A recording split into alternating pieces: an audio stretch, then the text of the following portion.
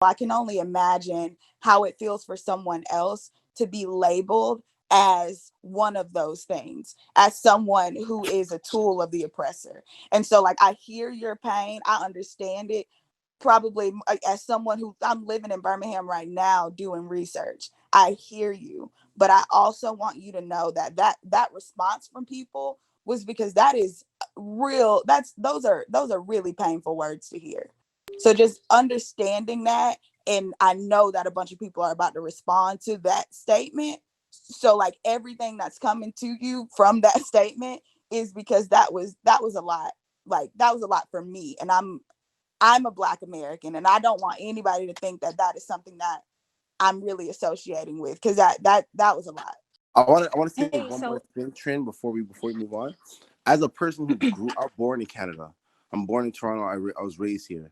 My mother taught me from, like, she'll say it to this day. My mom says it all the time. I would rather, she said, like, we're here because of a certain mentality that our people hold. You know what I'm saying? My mom says all the time, I would rather lay down in my grave than die than be a slave. And that's a real thing. Like, my parents will flock to the problems in America. They go. My dad went to Ferguson in real. He left Toronto, left his job, didn't go to work for a week, so he could go and be in support of our people. And it's like when, it's very hurtful for people to call, like, house nigga. I would rather die than be a house nigga. Like, facts. I'm trying to come out there and help y'all. And Okay, I hey, want to give so I like to Lanisha a chance respond. to respond, like thirty, let's forty go. five seconds, and then we're going to move on to Ani and Nick. Cool. So I want to clarify, Mari. I didn't say I actually, that was a minute ago, but whatever it is that you said that I said, that wasn't what I was saying. So in using the comparison of house nigga versus field nigga, white people used house niggas. They treated them differently, better. But they were still niggas. They were still oppressed. They were still slaves at the end of the day. I use that comparison when, generally speaking, I want to say that I think that I know this is a personal conversation, but you're taking a general statement personally, and I wasn't calling you or your people specifically that, but I did acknowledge that white people are using non-American Black people the same way that they used house niggas. They use House them niggas the were same, raised. and again, specifically, I want to say, you mentioned, I still have my great grandmother's slave chains myself, so it's still very close to me too. I know how painful it is. It's painful for me to say.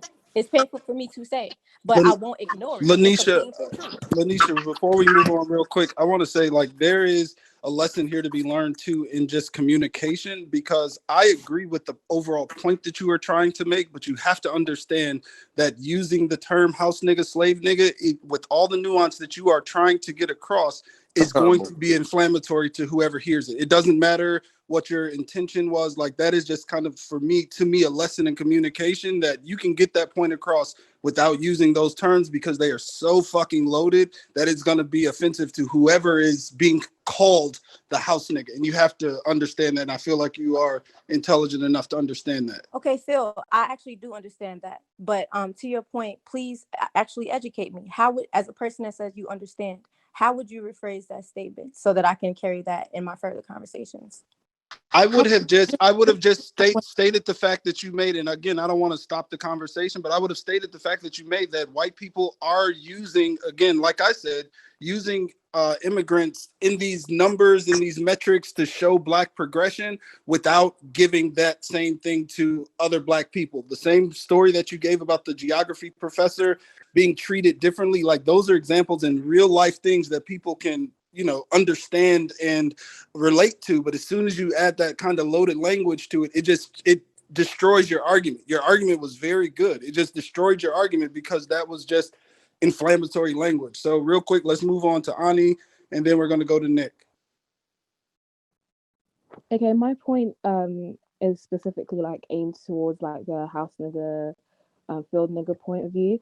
I think when you say that, you're degrading yourself and you're degrading other people around you, because we're not in that type of situation. Like, it's wrong to use that analogy because you're just in general just degrading Black people, and it's wrong to say that white people are using immigrants to oppress you guys, because then you're basically just creating this animosity towards immigrants in general. As somebody had pointed out, that there's now this animosity created towards like immigrants. Like, you're using an Americanized lens basically by saying that like this analogy. And also wanted to touch on um the fact that there's an umbrella term used for immigrants coming into America, because you always think that they come there, they take, like, they go to medical school, or they go to this place, and that they're used as the statistic that like people get, like black people in America are like basically getting better. But like you can't dismiss the fact that immigrants come from different places, like they come from different situations, and you need to stop calling it oppression Olympics, because it's not oppression Olympics. It's literally, it is what it is. It's just, you have to acknowledge the fact that some of these immigrants have come from places where there's genocide, places where they're being killed just for the fact that they're a certain tribe, or things like that. You need to stop calling it oppression Olympics. It's the same thing. The same way they have to acknowledge your experience, you have to acknowledge their experience, and come hand in hand and become unified, that type of thing. So that's the only point that I wanted to make. I appreciate that point, Hey, and I hey, also Phil, and I'm leaving. I'm sorry, I didn't want to cut you off, but I'm leaving. I didn't want to make it seem like I was dodging everybody's comments to my comments, but I do have something I have to get to. So I appreciate all of y'all's perspective, and I do greatly appreciate it. I would like to say that what I said was a perspective of a lot of Black people here in America, not mine specifically, but a lot. and it's And a wrong the perspective. You emotions, were the Very giving wrong. emotions it brought John. up, It's Wait, not a real quick, Lanisha, perspective. finish the responding. emotions it brought No, up wait, are it's the not a reason perspective for of the a lot of question. Black people. We Let have to learn Monisha to I didn't say respond. only. we I didn't And say it was the to be only wait, fair, reason. I've let heard me that finish. perspective from Hey, other hey, I didn't black say it was descendant of the slaves. I've only. heard that perspective. Yeah, Well, I it's didn't say it was bigoted the only. I regardless. just said that it was a perspective. And to his question, he had a question